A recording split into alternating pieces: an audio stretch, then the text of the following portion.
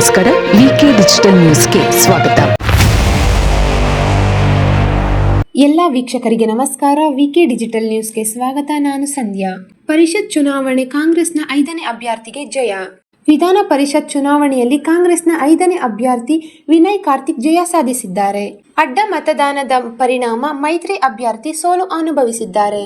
ಚುನಾವಣೆಯಲ್ಲಿ ಒಂದು ಸ್ಥಾನಕ್ಕಾಗಿ ಕಾಂಗ್ರೆಸ್ ಮತ್ತು ಬಿಜೆಪಿ ಜೆಡಿಎಸ್ ಮೈತ್ರಿ ನಡುವೆ ತೀವ್ರ ಪೈಪೋಟಿ ಏರ್ಪಟ್ಟಿತ್ತು.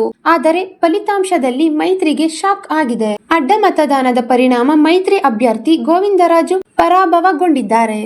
5ನೇ ಅಭ್ಯರ್ಥಿಯಾಗಿ ಕಾಂಗ್ರೆಸ್ನಿಂದ ಸ್ಪರ್ಧಿಸಿದ್ದ ವಿನಯ್ ಕಾರ್ತಿಕ್ಗೆ 32 ಮತಗಳು ಬಿದ್ದಿದ್ದು, ನಿರೀಕ್ಷೆಗಿಂತ ಹೆಚ್ಚು ಮತಗಳು ಬಂದು ಕಾಂಗ್ರೆಸ್ ಅಭ್ಯರ್ಥಿ ಗೆದ್ದಿದ್ದಾರೆ.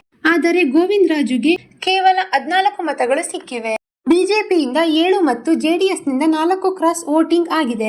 ಈ ಎರಡು ಪಕ್ಷಗಳ ಮತ ಗಳಿಸುವಲ್ಲಿ ಕಾಂಗ್ರೆಸ್ ಯಶಸ್ವಿಯಾಗಿದೆ ಎನ್ನಬಹುದು. ಇದು ಈವರೆಗಿನ ಸುದ್ದಿಗಳು. ಮತ್ತಷ್ಟು ಸುದ್ದಿಗಳಿಗಾಗಿ ನೋಡ್ತಾ ಇರಿ ವಿಕೆ ಡಿಜಿಟಲ್ ನ್ಯೂಸ್. ವೀಕ್ಷಕರೇ, ವಿಕೆ ಡಿಜಿಟಲ್ ನ್ಯೂಸ್ ಯೂಟ್ಯೂಬ್ ಚಾನೆಲ್ ಅನ್ನು ಲೈಕ್ ಮಾಡಿ, ಸಬ್ಸ್ಕ್ರೈಬ್ ಮಾಡಿ ಮತ್ತು ಹೆಚ್ಚಿನ ಜನರಿಗೆ ಶೇರ್ ಮಾಡಿ.